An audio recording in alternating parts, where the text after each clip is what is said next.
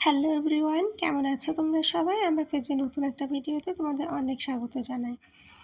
তো দেখো, বাজারে গিয়েছিলাম, আমি যাই সাথে, কারণ আমরা যেহেতু সপ্তাহের বাজার একদিনে একবারেই করি, তো ব্যাগপত্র অনেকটা বেশি ভারী হয়ে যায়।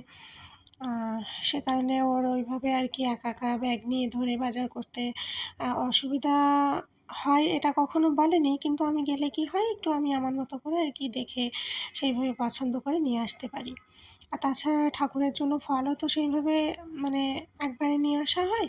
তো মাছ টাছের মধ্যে লেগে যাওয়ার একটা ব্যাপার থাকে, যদি সাথে একজন থাকে সেক্ষেত্রে ভালো হয়।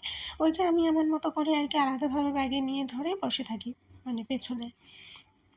তো দেখো, সব বাজারপত্র নেওয়া আসা তো হয়ে গেছে, আর রাতে অনেকটাই রাত হয়ে যায় তো ঘরে ফিরতে।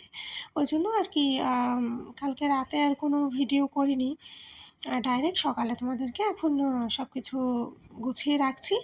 তো এখন দেখিয়ে দিচ্ছি যে কী কী নিয়ে এসেছি।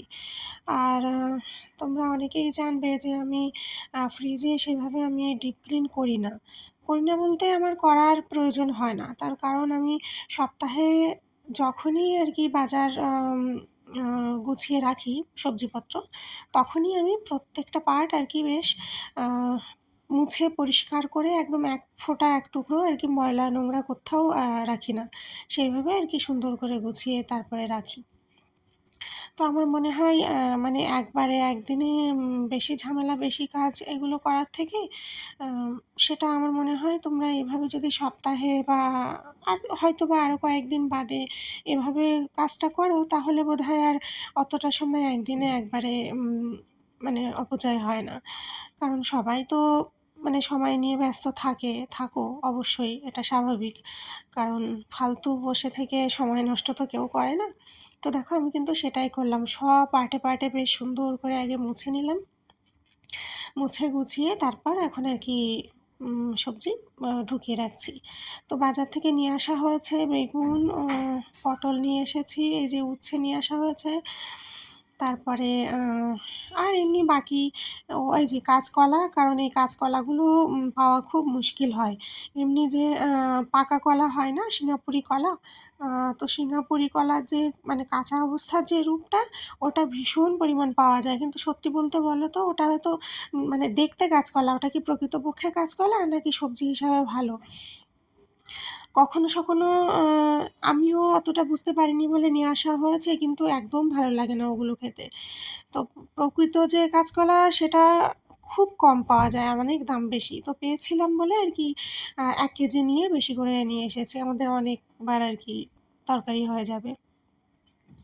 তারপরে এই যে আদা লঙ্কা এগুলো সব আর কি গুছিয়ে উঠিয়ে রেখে দিচ্ছি। তারপর আবার দুপুরে কী রান্নাবান্না করব, সেগুলো আবার আমি বার করে আলাদা করে রেখে দিয়েছি, কারণ একবারে আমি কেটে কুটে গুছিয়ে তারপরে উঠবো এখান থেকে।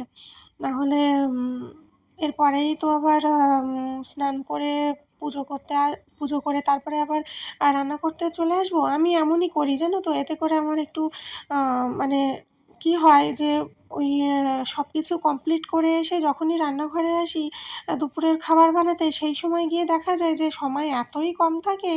তো তখন আর কি মানে কেটে কুটে গুছিয়ে রান্না করতে গেলে মাথা গুলিয়ে যায়, মনে হয় কখন কোনটা করব। যেহেতু আমার হাজব্যান্ডের লাঞ্চ টাইম অনুযায়ী ও হচ্ছে ঘর থেকে খুবই মানে কাছেই ওর অফিস, তো খুব তাড়াতাড়িও চলে আসে টাইমের মধ্যে।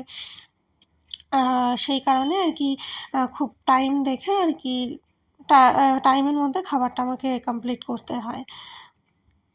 এখন এই যে পটলগুলো কেটে নিচ্ছি, এই পটল রান্না করব, আর হচ্ছে উচ্ছে আলু ভাজা।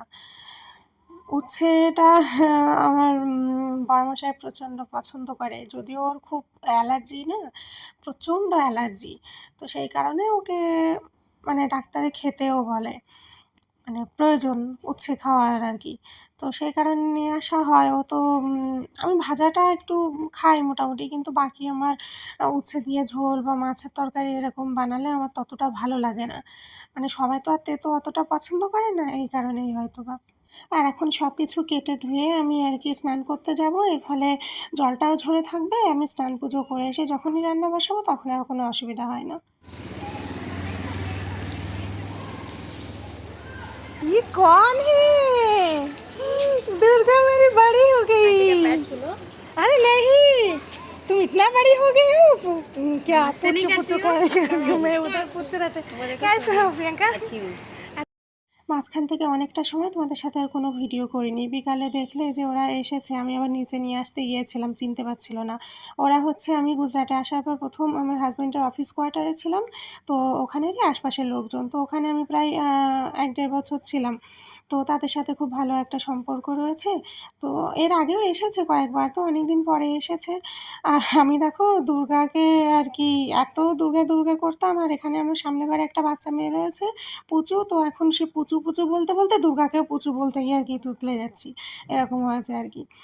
তো দেখো তারপরে ওরা এসেছিল, অনেকটা সময় গল্প গুজব হয়েছে, তারপরে ওদেরকে একটু খাবার দাবার বানিয়ে টানিয়ে দিয়েছি।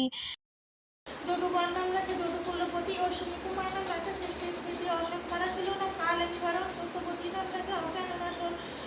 সেজন্য আর মাঝখান থেকে কোনো ভিডিও করা হয়নি। তারপর ওরা মানে বাড়ি চলে গেলে দেখলাম যে সন্ধ্যা হয়ে গেছে, তো তাড়াতাড়ি করে আমি সন্ধ্যা দিয়ে নিলাম, আর এখন কিছু সময় পরে আর কি সন্ধ্যা দিয়ে পুজো করে নিচ্ছি। আর এই যে দেখো পুজো তো হয়ে গেছে, এখন গোপালকে শয়নও দিয়ে দিচ্ছি একবারে, তারপর আমি যাব আবার রান্নাঘরে, আমার রাতের রান্না বাকি রয়েছে। তো ভিডিওটা আজকে এখানে এন্ড করছি। কেমন লাগলো অবশ্যই কমেন্ট করে জানিও।